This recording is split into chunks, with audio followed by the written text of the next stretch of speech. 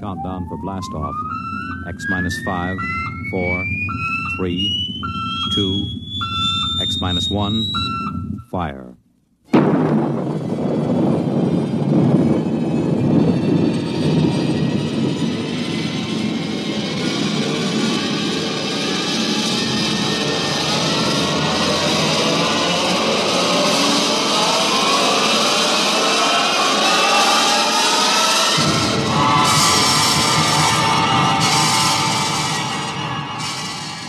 From the far horizons of the unknown come transcribed tales of new dimensions in time and space.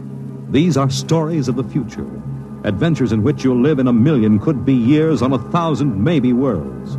The National Broadcasting Company, in cooperation with Street and Smith, publishers of astounding science fiction, presents X minus 1.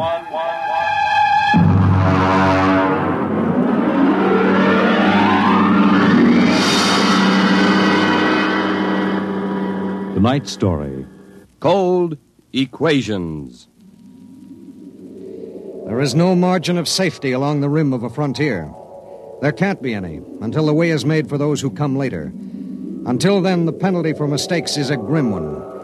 The laws of physical nature operate with irrevocable certainty, with no room for mercy, kindness, or sentimentality.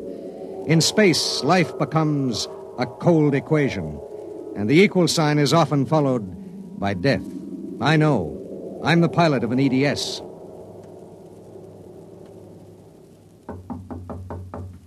Come in. You sent for me, Commander? Yes. Sit down, Barton. We just got an ED from the Territorial Space Station on Woden. Woden. That's in the Crab Nebula, isn't it? That's right. There are 2 exploration parties there on Manning's continent. 8 men each. Mm-hmm. They've got calla fever in one of them and no serum. Oh, and I thought this was going to be a nice, quiet passenger run. Computers are working out your payload and your course right now. In exactly 10 minutes, we'll drop into normal space and launch your ship. I'll get her ready. One thing. What's that? Woden is at the maximum pay limit for an EDS. Figuring the weight of the serum, we'll be able to give you just enough fuel to land on Manning's continent if you make it the first pass. Otherwise, you'll burn out in midair. Mm-hmm. Standard procedure. Report to launching control. Right. Good luck, Barton. Thanks. Oh, by the way. Yes? When can I expect to be picked up?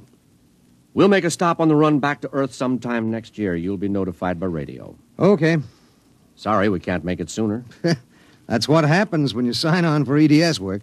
I'll see you next year, Commander.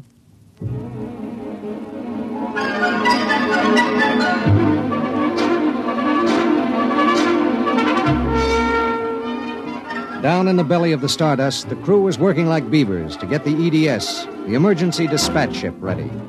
Mechanics and technicians were swarming all over the place. Girls in inspectors' uniforms were checking the gauges in the supply cabinet. 9 minutes later, the exact course was in the computer. The serum was stowed in my supply cabinet closet, and little EDS 4G3 was ready to be born into space. Barton? Yes, sir. 30 seconds to blast off. All set? All set. I'm turning you over to traffic. Ready. Traffic control. Come in, EDS 4G3. Ready. 20 seconds. Lock open. 15 seconds. Space drive on. Space drive on. 10 seconds. Gravity neutralizer on. Neutralizer on. 5 seconds. 4, 3, 2, 1. Blast off.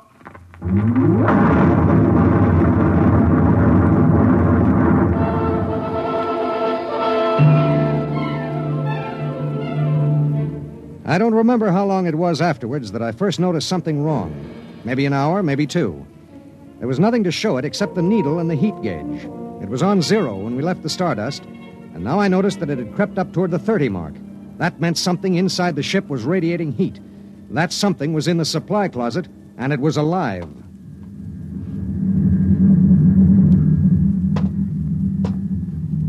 All right, come out. Whoever or whatever you are, if you don't come out in 5 seconds, I'm going to blast you. 1, 2. Well, I'll be... Hello. I'm Marilyn Lee Cross. What are you doing in there? I'm a stowaway. Oh, my... What's the matter? Do I have to pay a fine or something? What are you doing here? I wanted to see my husband. Who's your husband? He's with the government survey crew on Woden. I haven't seen him since he left Earth 4 years ago. Okay. But what made you hide in my EDS? I have a job waiting for me on Mimir, but I heard you were going to Woden and there was plenty of room, so I hid. Oh, I knew I'd be breaking some kind of rule, but what's one little rule?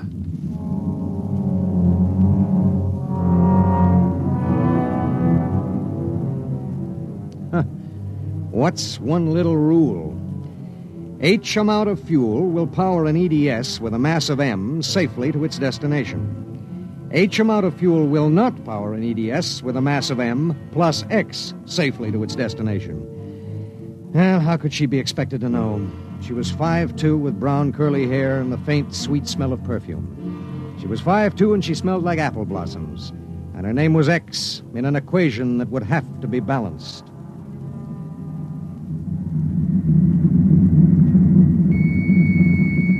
Stardust.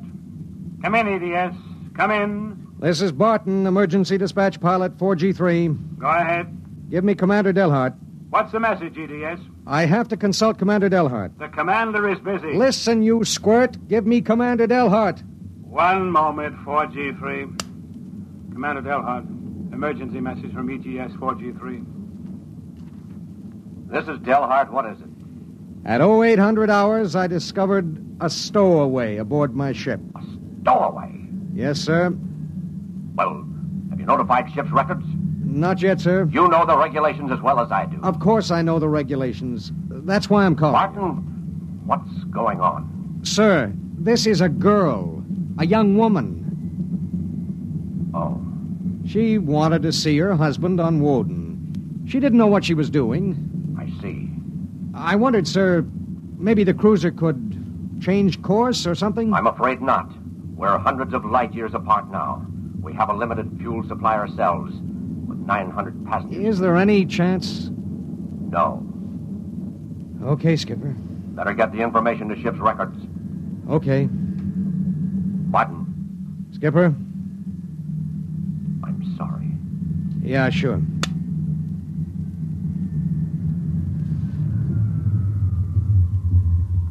You cut our acceleration, didn't you? Yes. Why? Oh, save fuel. For a while. How did you manage to stow away? I was taking a language lesson in Mimirese from a girl in the inspection corps. The order came in for your trip, and I just went along on an impulse.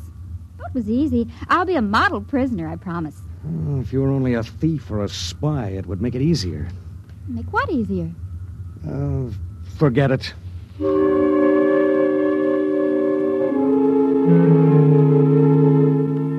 Why couldn't she have been somebody with some ulterior motive, a fugitive, hoping to lose himself in a raw new world, a crackpot with a mission?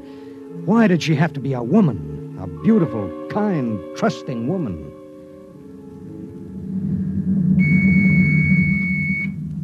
Stardust. Barton, EDS 4G3. Go ahead, 4G3. Identify a stowaway.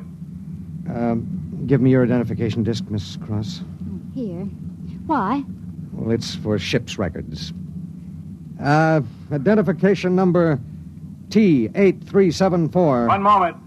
This is for the gray card, of course. Yes. I'll need the time of... I'll tell you later. That's highly irregular. Then we'll do it in a highly irregular manner. The subject is a young woman. She's listening to everything that's said. Are you capable of understanding that? Oh. Go ahead, 4G3. Number T8374-Y54. Name, Marilyn Lee Cross. Female, married. Born July 7th, 2160. Good Lord, you're only a child. Height, 5 feet 2 inches. Weight, 110. Hair, brown. Eyes, blue. Complexion, light. Blood type, O. Original destination, Port City, Mimir. Listen, I'll call you back later. Look, miss. Marilyn. Look, Marilyn. I guess you don't know what you got yourself into here. Well, it's like this. This ship is carrying Calla fever serum to the survey group on Woden. Yes. Their supply was wrecked in a tornado. The fever is always fatal unless the serum is given in the first 48 hours. Now, these little ships have exactly enough fuel to reach their destination. If you stay aboard her, your added weight will cause it to use up all its fuel before it can land. What happens then? We crash. You die, I die, and 6 fever victims on Woden die. Well, can't they send out another ship to meet us? There are no ships to send. Well, Oh, no. Oh, no, you couldn't do that. That's how it has to be. But that's crazy. I haven't done anything. I haven't hurt anybody. I'm sorry. I should have told you before, but I wanted to make sure there was no other way. You mean it? You're going to make me leave this ship? That's how it is. But I'll die. I'll explode. I'll be like those horrible pictures about... Try to understand. I do understand. You're going to kill me, and I didn't do anything. I know you didn't. That has nothing to do with it. It has everything to do with it. Nobody just dies like that for no reason. Oh, listen. Maybe there are other cruisers. Cruisers you don't know about. Maybe the radio. Maybe it... Now, listen to me. It's different here. Different from anything you've ever known. On Woden, there are 16 men. 16 men on an entire world. They're fighting an alien environment. The environment fights back. You can only make a mistake once. And I made a mistake. Yes. There's no hope. Absolutely none. You'll have to be put out of the ship.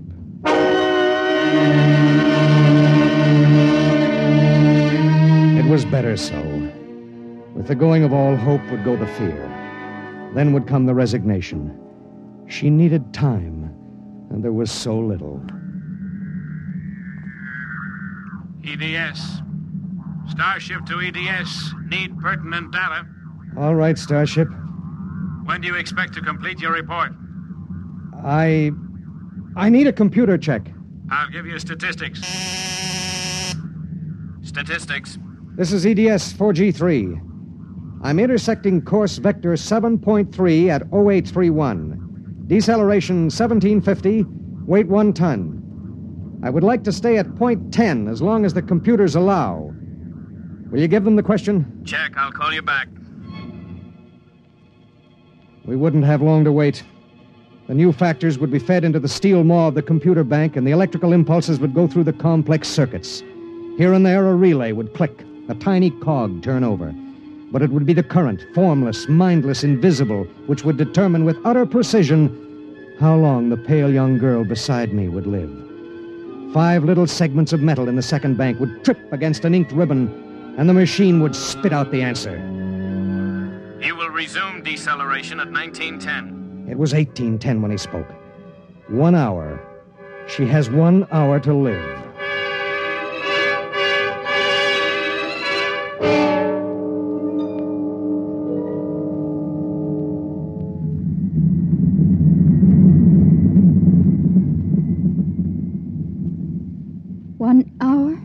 That's it. All I did was hide in a closet. And now you tell me I have to die. I don't believe it. You might as well get used to it. If this happened back on Earth, 1,000 ships would fill the sky. The whole world would know about it. They'd do everything to save me. This isn't Earth. It was such a big dream. Jerry and I separated almost 5 years ago. We were too young. And I was going to see him to try to make everything all right again. Are you married? I was. Oh? She ran off with some guy in the weather service. Do you still think about it? I don't let myself. Where is she? Back on Earth. Look, if you don't mind, I'd just as soon talk about something else. Okay. What do you do when you've got an hour to live? What do you talk about? What's Jerry like? Jerry? Oh, he's a funny guy. When he found out, I mean about the other fella, he didn't get mad. He cried. That was all he felt, sadness. So you walked all over him? Oh, I thought I wanted him to get mad at me, to be jealous. And now? been thinking about him for 5 years. So when I heard the ship was bound for Woden and I knew Jerry was there, I stowed away. I didn't know about the fuel. I didn't know this would happen to me. She had violated a man-made law that said keep out. The penalty was not of man's making or desire. It was not a penalty men could revoke. H amount of fuel will power an EDS with a mass of M safely to its destination. The time was 1830. 40 minutes. It was beginning to get me. A space frontier is a rough place, and I'd seen 100 men die since I left Earth. But this was different. I watched her as she wrote a message to her folks. I watched her as she fought her way through the black horror of fear toward the calm gray of acceptance. And then there it was on the view screen. The planet Woden. A red ball enshrouded in the blue haze of its atmosphere, swimming in space against the background of star-sprinkled blackness. The chronometer on the instrument panel said 1845.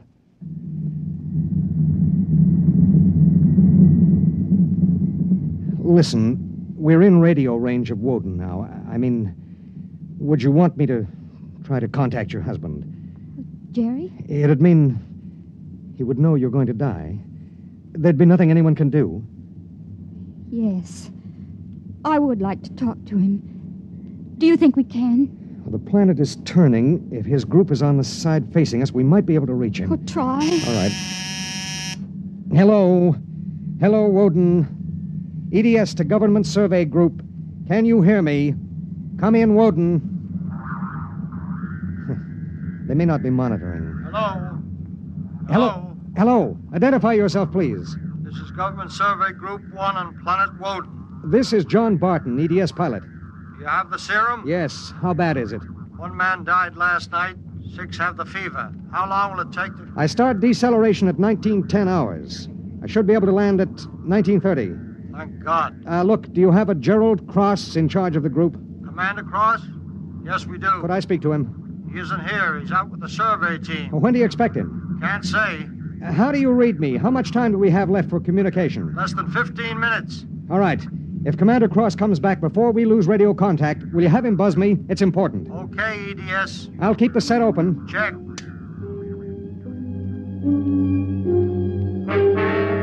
The minutes passed like small bits of eternity. On the view screen, I could see Manning's continent sprawled like a gigantic hourglass in the eastern sea. There was a thin line of shadow where it was beginning to disappear as the planet turned on its axis. I looked at the pale woman next to me, and I thought of another woman long ago who'd sat next to me and cried because I wouldn't try to understand. What had she written in those letters back home? What would they think of the faceless, unknown pilot who'd sent her to her death? What would I think of myself alone nights, reliving this voyage?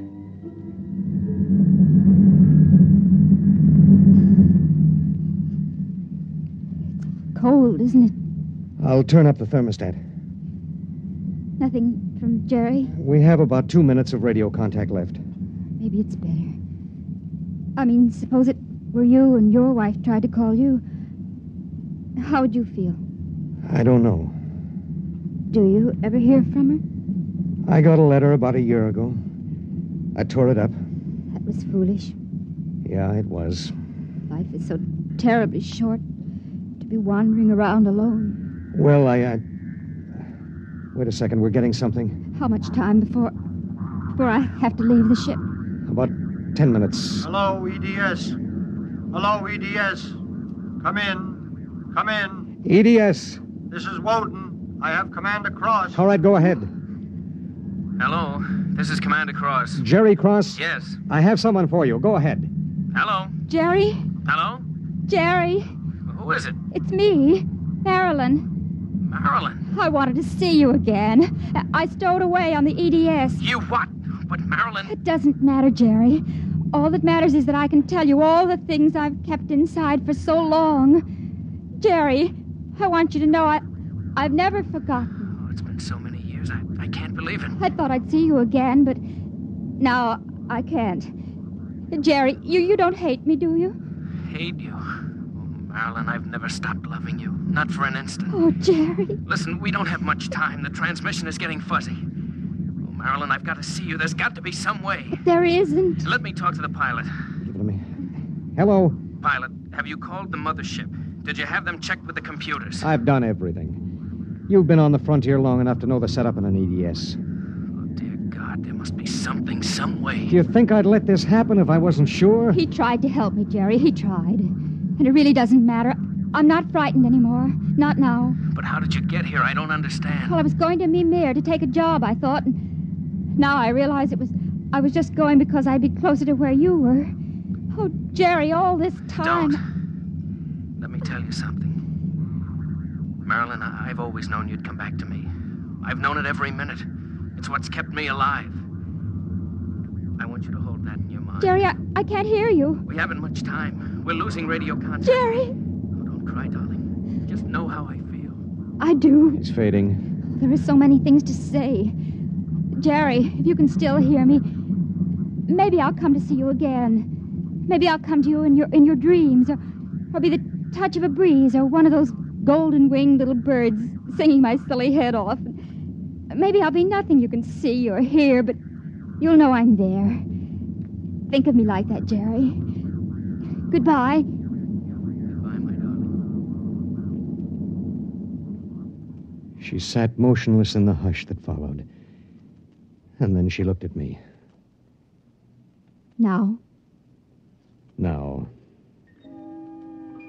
I pulled down the black lever, and the inner door of the lock slid open. She walked with her head up and the brown curls brushing her shoulders. I let her do it alone. She stepped into the lock and turned to face me, and I could see the pulse in her throat. I'm ready. I pulled the red lever, and there was a slight waver as the air gushed out. I thought I sensed a bump, as if something had bumped the outer door. And then there was nothing. The white hand of the closet temperature control was back at 0. A cold equation had been balanced, and I was alone in the ship.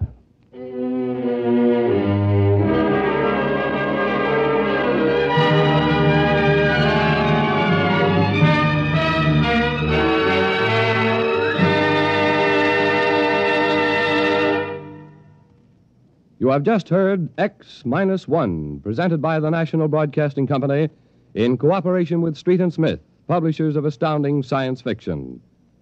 Tonight, by transcription, X-1 has brought you Cold Equations, written by Tom Godwin and adapted for radio by George Lefferts.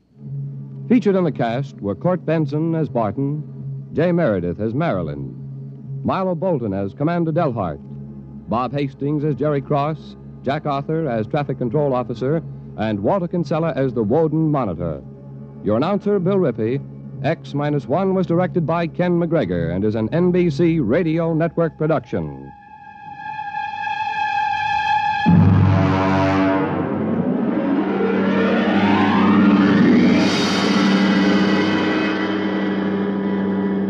And now, next week. In the days of the Windjammers, whalers sometimes went on cruises that lasted as long as 2 years, and so sometimes they had to resort to rough methods to gather a crew. But what of the future when a cruise to a distant star may last for 15 years or more?